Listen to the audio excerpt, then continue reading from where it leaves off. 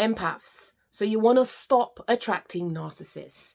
Well, in this video, I'm going to explain one aspect of your character that you need to think about because it's fundamental to a narcissistic empath relationship dynamic. It's your girl, Keely Taverner, psychotherapist who's passionate about helping empaths break free of one-way, draining relationships. Because I know you want to live a good life, right? I know you want a fulfilling and meaningful life and healthy, wholesome, guilt-free love. Right? Naturally. If this video speaks to you, do share with a friend. If you've got a comment, please leave it below. But my empathic friends, you need to understand that you're too darn agreeable. And this is one of the reasons you will pull narcissistic people to you, because often you let somebody else dictate the pace of a relationship. Now, let's be frank, empaths. We already know that the beginning in a narcissistic relationship, it all goes at breakneck speed. It's so fast.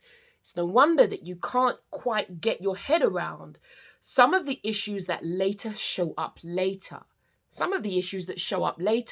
Because in the beginning, things are moving so fast. But over time, you may begin to smell a rat. However, second issue, if you lack self-belief, my empathic people, and you're too agreeable, our narcissistic friends will take advantage of that part of you.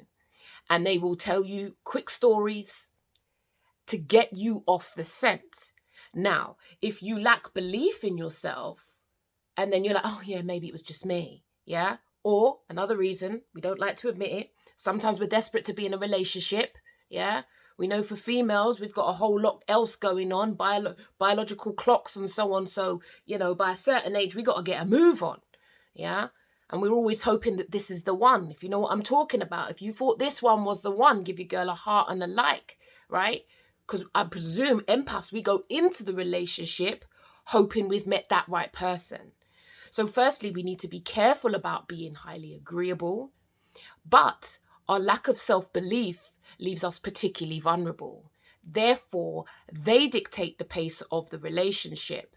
And one of the things that I often hear when I meet with clients is that it moved so quickly. Why does it move so quickly, empaths? Often because the relationship is on the other person's terms. Where's your T's and C's? This is why when we realize things have got out of hand and we try to instill boundaries, it's very tricky for us. Often empaths, we have spoiled people, right?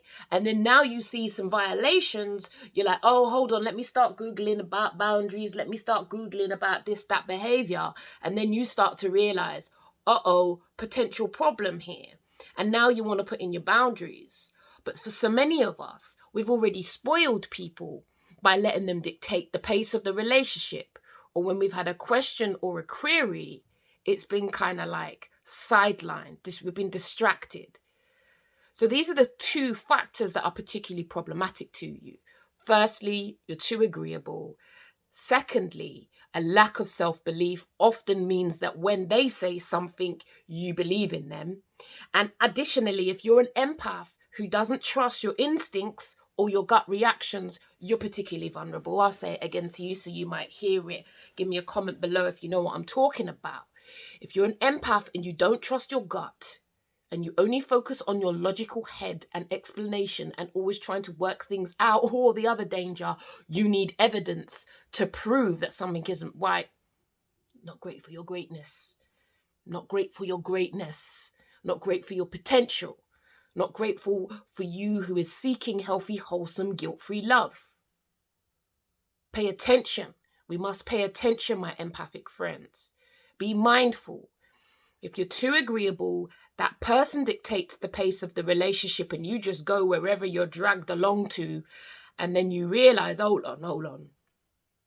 Some liberties, some violations are taking place. Pay attention. But if you're too agreeable, we know that agreeable people, you could catch that video, I'll put it above. Agreeable people don't like to rock the boat. Yeah? We like to keep the waters still. We don't like conflict. In fact, we avoid conflict. Yeah? So we may not challenge, which is actually perfect for the narcissist. the narcissistic, the unnecessarily difficult person we are with. So what does this mean for us? It means that there is some aspects of our character that we may well need to address. Now, if you're one of the empaths who's still banging on, moaning about the narcissist did this and the narcissist did that, you know, that's a difficult place to be.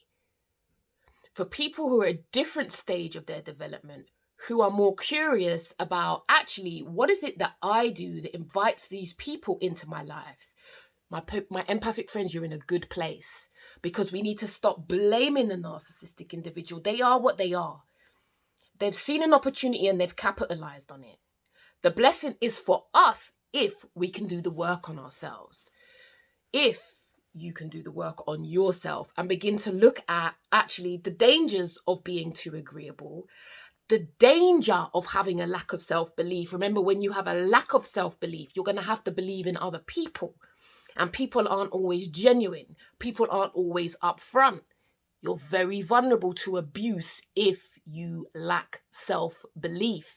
If you need help, check the links below. Start to take steps to improve yourself.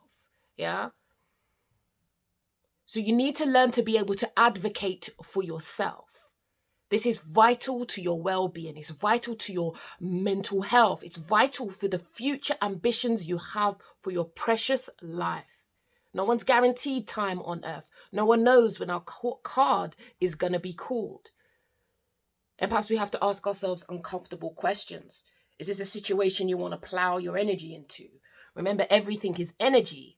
Or do you want to plow the energy into actually looking at yourself, working on yourself, so you become less agreeable, so you're able to advocate for yourself, so that you bring some terms and conditions to a relationship. We shift away from being desperate for love, because remember, people pick up on desperation and they can use it. That's when they start throwing in the face that they're going to leave us, and then we're like losing control.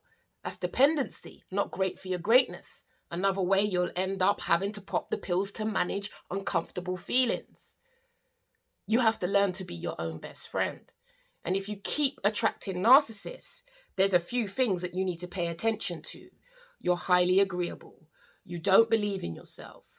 Somebody else sets the pace for the relationship and you just go wherever you're dragged. You do what you're told. You're too compliant. It all works out to be a perfect storm.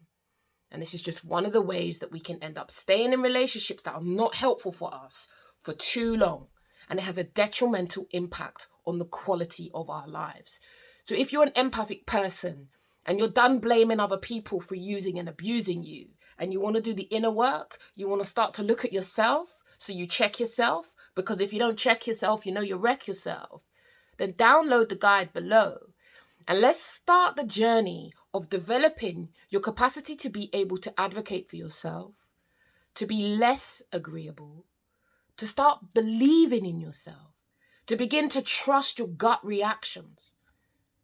Because there's a wealth of wisdom in our gut reactions. Our gut reactions supersede the logic of the mind. Sometimes the logical mind is on a lag. Inner wisdom just knows. Often, empaths, let's be frank, we don't like the truth. We don't like that we might have got it wrong again.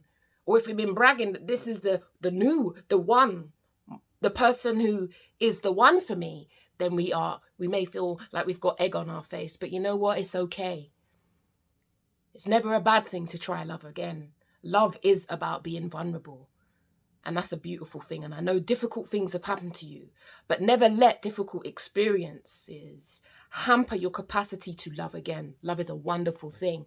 But empaths, especially if you've had traumatic pasts with difficult parents, if you didn't get the love that you needed, I think we need to be very, very mindful about the relationships that we go into. It's just one of the reasons why I'm not necessarily an advocate of us dating online.